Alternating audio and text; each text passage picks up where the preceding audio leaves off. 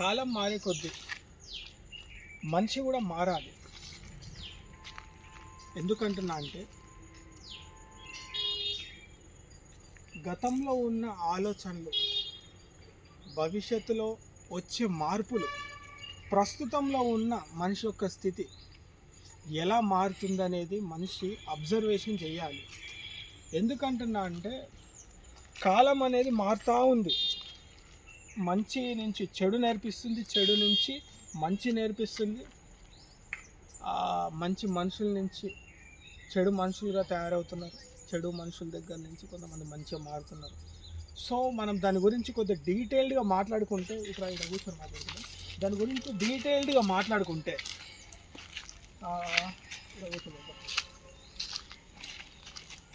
అటే కూర్చో. డీటెయిల్డ్గా మాట్లాడుకుంటే నువ్వు కూడా కూర్చోడా. డీటెయిల్డ్గా మాట్లాడుకుంటే కాలం మారే కొద్దీ మనిషి మారాలి అనే సబ్జెక్టు గురించి మనం కొద్దిగా డీటెయిల్డ్గా మాట్లాడుకుంటాం. ఫస్ట్ పాయింట్ ఏంటంటే, ఇంతకు ముందున్న రిలేషన్స్ ఇప్పుడు లేవు, ఇంతకు ముందున్న బంధాలు ఇప్పుడు లేవు, ఇంతకు ముందున్న గొప్ప గొప్ప మంచి మంచి మాటలు ఇప్పుడు ఎవరి దగ్గర లేవు. ఈ రోజుల్లో మనిషి అనేటోడు ఎట్లా తయారవుతున్నాడంటే, ఈరోజు మందమే, ఇప్పటి మందమే, ఈరోజు బాగుంటే చాలు, ఈరోజు ఆ మనిషితోటి నాకేంటి, ఈరోజు ఆ మనిషి నాకు ఎలా ఉపయోగపడతాడు అంతే. ఆ రోజుల్లో అయితే ప్రతీది కూడా ఆలోచించేవాళ్ళు, కొంచెం ముందెళ్ళి ఆలోచిస్తుండే. మనిషి యొక్క వ్యక్తిత్వం కావచ్చు, వాళ్ళ ఆలోచన తీరు కావచ్చు, వాళ్ళ జీవన విధానం కావచ్చు, అన్నీ మారుతుండే. ఈ రోజుల్లో ఓపికలు లేవు ఎవరికి.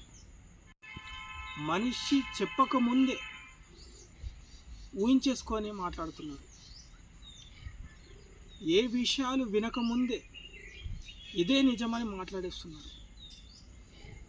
అంత తొందరగా అన్ని రిలేషన్స్, అన్ని బంధాలను కలుపుకున్న మనిషి అతి తొందరగానే ఆ యొక్క బంధం నుంచి బయటకు వచ్చేస్తున్నాడు. కారణాలు రకరకాలని చెప్పుకోవచ్చు. మనం తిరిగే మనుషులు కావచ్చు, పెరుగుతున్న మనుషుల యొక్క ఆలోచనలు కావచ్చు, మనకి నేర్పిస్తున్న ప్రస్తుత సమాజంలో ఉన్న పరిస్థితులు కావచ్చు. అప్పుడప్పుడు అనిపిస్తూ ఉంటుంది ఇట్లా ఏకాంతంగా కూర్చున్నప్పుడు, ఆ రోజుల్లో మన దగ్గర ఏమీ లేకున్నా ఎంత ప్రశాంతంగా ఉండేవాళ్ళం. అప్పుడు డబ్బు అనే ఒక ఆలోచన రాకుండా కూడా మనకి సరిపడినంత డబ్బులున్నా చాలు, జీవితంలో మనం బతికేయచ్చు. అంటే మనిషికి మనిషి తోడుగా, అండగా, భరోసాగా ఉండే మనుషులను చూసినప్పుడు అనిపిస్తుంది ఆ రోజులు మళ్ళీ తిరిగి రావు అని. కలుషితమైపోయిన మనుషుల్ని చూస్తుంటే అనిపిస్తుంది స్వచ్ఛమైన మనుషుల్ని మనం దూరం అయిపోయాం, ఆ యొక్క కాలానికి దూరం అయిపోయాం. ఒకప్పుడు మీ ఇంట్లో ఎవరున్నారని అడిగితే చెప్పడానికి ఒక 5 నిమిషాలు పడుతుంది. అమ్మ, నాన్న, అక్క, చెల్లి, అమ్మమ్మ కావచ్చు, నాయనమ్మ కావచ్చు, తాత కావచ్చు, ఇట్లా చెప్పుకుంటూ పోతే కాస్త టైం పట్టేది. ఈ రోజుల్లో ఎట్లయిపోయింది, నేను, నా భార్య, నా పిల్లలు, అంతే అయిపోయింది. ఏం నేర్చుకుంటున్నాం మనం, ఏం నేర్పిస్తున్నాం మనం? అప్డేట్ అవుతున్నాం కానీ చాలా విషయాలకి దూరంగా మారిపోతున్నాం, చాలా విషయానికి దూరం అవుతున్నాం. అయినా ఇవన్నీ ఎవరికి కావాలి?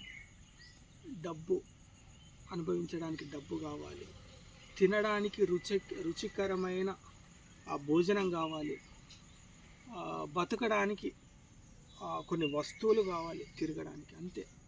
కానీ మనసు నిండా ప్రశాంతత లేదు, మనసు నిండా మంచితనం లేదు, మనసు నిండా అర్థం చేసుకునే గుణం లేదు.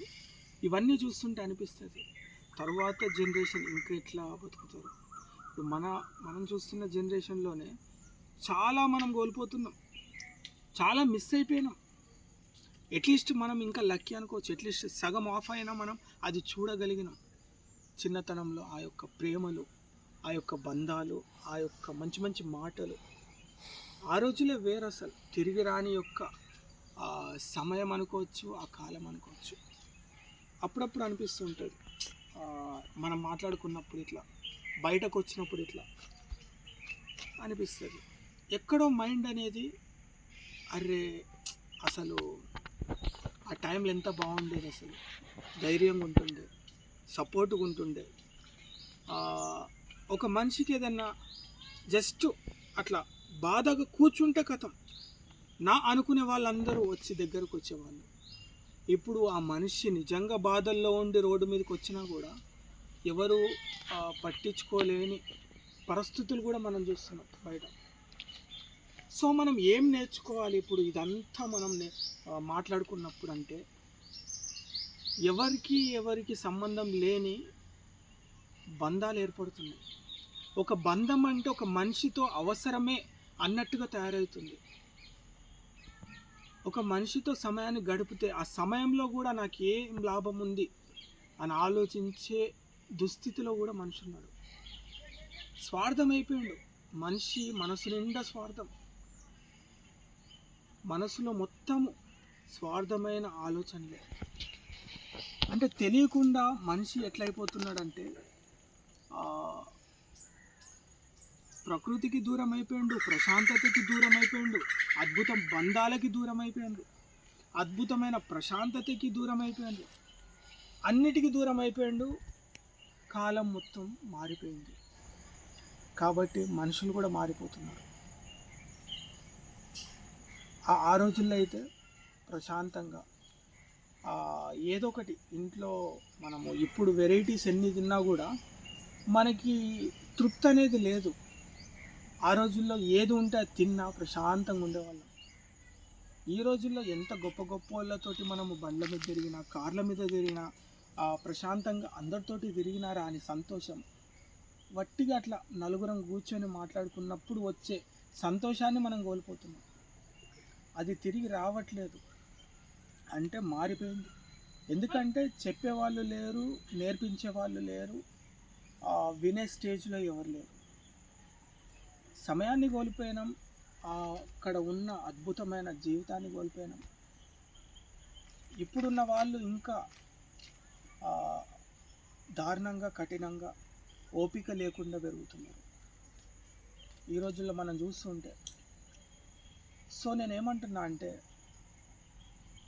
ఇక్కడ ఎవరికి ఎవరు ఏమి కారు అనే వాస్తవం తెలుసుకోవాలి. ప్రశాంతంగా ఉండాలంటే గొప్ప గొప్ప వస్తువులు అవసరం లేదు, గొప్ప గొప్ప పరిచయాలు అవసరం లేదు, ఏదో చూపించుకునే గుణం అవసరం లేదు. అందరితోటి ప్రశాంతంగా ఉండే ప్రతి ఒక్కరూ అట్లీస్ట్ సంతోషంగా ఉంటారు. అంటే ఆశించకుండా బతకాలి. ఏదో ఆశించడమో లేకుంటే ఒక వ్యక్తితోటి అవసరం ఉంటేనే కలుపుకునే బంధం ఎప్పుడైతే నీలో రాదో అప్పుడు నువ్వు ప్రశాంతంగా ఉంటావు. అప్పుడప్పుడు నీ దగ్గర ఉన్న డబ్బుతో కాస్త అయినా నిస్వార్థంగా ఖర్చు పెట్టు. ఎవరి కోసమైనా. పోయేదేముంది, తీసుకెళ్ళేదేముంది, చేసేదేముంది కొత్తగా. అంటే ఇలా మనము మన ఆలోచనని తయారు చేసుకుంటే తప్ప మన ప్రయాణం మారదని నాకు అనిపిస్తుంది ఒక్కోసారి. ఎందుకంటే ప్రస్తుత సమాజంలో మనం బయట చూస్తుంటే ఎంత దారుణంగా బతుకుతున్నారు, ఎంత భయంకరంగా బతుకుతున్నారు. జీవితం యొక్క సారాంశం కావచ్చు, జీవితం యొక్క పరిస్థితులు అర్థం కానట్టుగా బతికేస్తున్నారు. సో నేనేమంటున్నా అంటే, అన్నీ మారిపోతున్నాయి, అందరూ మారిపోతున్నారు, పరిస్థితులు మారిపోతున్నాయి, పద్ధతులు మారిపోతున్నాయి, ప్రేమలు మారిపోతున్నాయి, బంధాలు మారిపోతున్నాయి, అన్నీ మారిపోతున్నాయి. కానీ ఈ యొక్క సృష్టి అయిన ప్రకృతి మాత్రం అస్సలు మారట్లేదు.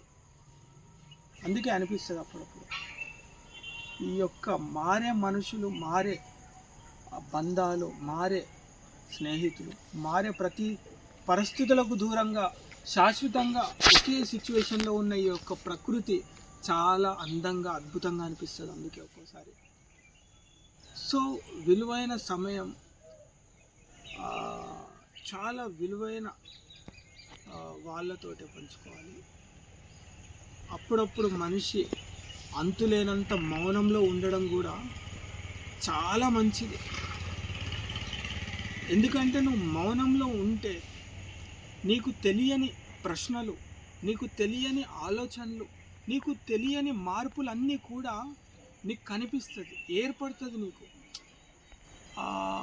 తెలియకుండా నువ్వు నీలో నువ్వు నవ్వేసుకుంటావు, నీలో నువ్వు అరే ఇది కరెక్టే కదా అనిపిస్తుంది, నీలో నువ్వు దానికి అంత రియాక్ట్ కానవసరం లేదనిపిస్తుంది, నీలో నువ్వు ఏది అబద్ధమో తెలుస్తుంది, ఏది నిజమో తెలుసుకుంటావు, ఏది ఎంతలో ఉండాలో తెలుస్తుంది, ఎంతలో ఉండదు. ఇవన్నీ కూడా నీకు తెలియాలంటే కాస్త మౌనంలోకి వెళ్ళిపో. ఇలా మాట్లాడుకుంటూ పోతే చాలా ఆలోచనలు, మన మనసుని తాకే విచిత్రాలు, విషయాలు మన కళ్ళ ముందే ఉంటాయి. సో నాకు అనిపిస్తుంటుంది అడుగు ముందే అద్భుతం ఉంది, కానీ అది మనం గుర్తించకుండా ఏదో ప్రపంచాన్ని మనం సృష్టించుకొని, మాయా ప్రపంచాన్ని మనం తయారు చేసుకొని అందులో ఆ కోపాలు, ఈర్ష్యలు, కుళ్ళు, ద్వేషాలు, కుట్రలు, కుతంత్రాలు, డబ్బులు, వస్తువులు ఇవన్నీ దాంట్లో ఒకటి కలుపుకొని అదే అద్భుత ప్రపంచం అని మనం భావిస్తూ మనిషి ఎంత అజ్ఞానో తెలుసుకోవాలి ఇక్కడ. సో అందుకే అనిపిస్తుంది భౌతికాన్ని వదిలేసి ప్రకృతిలో బతికే ప్రతి ఒక్కరూ సమాజానికి అర్థం కారు. వాళ్ళు అసలు అర్థం కారు, వాళ్ళు అర్థం చేసుకోలేరు. ఎందుకంటే వాళ్ళలాగా ఉండని ఈ ఆలోచనలు కొందరికీ అర్థమవుతుంది. అది మౌనంలో ఉన్న వాళ్ళైనా, ఆధ్యాత్మికంలో జీవించే వాళ్ళైనా, ప్రశాంతంగా ప్రకృతిలో బతికే వాళ్ళకి అర్థమవుతుంది. సో ఈరోజైతే చాలా విషయాలే మాట్లాడుకున్నాం, పొద్దున్న నుంచి రకరకాల విషయాల గురించి. ఇంకా మళ్ళీ ఎక్కడికన్నా వెళ్ళినప్పుడు వచ్చే అద్భుతమైన ఆలోచనలు, మనసుని తాకే ప్రతి మాటల గురించి మళ్ళీ మాట్లాడుకుందాం.